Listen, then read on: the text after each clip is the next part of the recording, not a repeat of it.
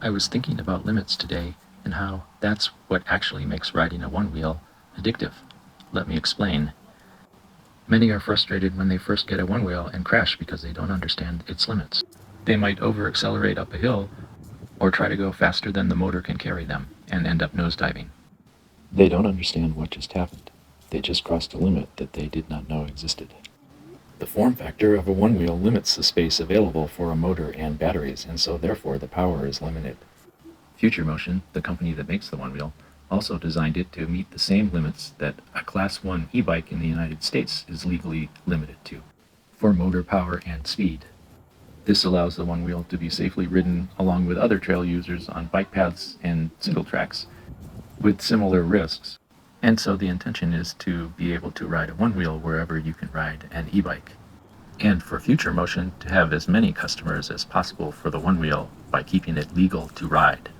Every vehicle has limits to speed and power, but often those limits are designed well above the levels that are experienced while using the vehicle. And if the vehicle is human-powered like a bicycle, the speed and power are limited by your muscles and by gravity. And it is much easier to understand why you have reached the limit. Since the one wheel has just one motor that provides motion as well as keeps you balanced, when it reaches the limit of speed or torque, it can no longer keep you balanced and you immediately crash. A new rider is confused by why they nosedive and loses confidence that they can ride the board safely. This is known as the Dunning-Kruger effect, where overconfidence and lack of experience lead to a crash and then a loss of confidence. They have reached the most critical moment in one-wheel ownership. They must either accept it has limits and learn to ride within them, or quit riding altogether.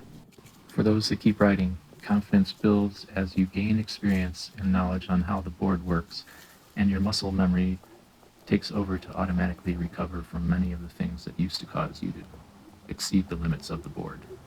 Once you are experienced in feeling the board reaching its limits, riding the board right under the limit becomes very addicting. The limit on a one-wheel is a tipping point, like that moment when you're leaning in just before you fall. The concentration and focus needed to ride right below that limit is really what is the addiction. And welcome to the float life.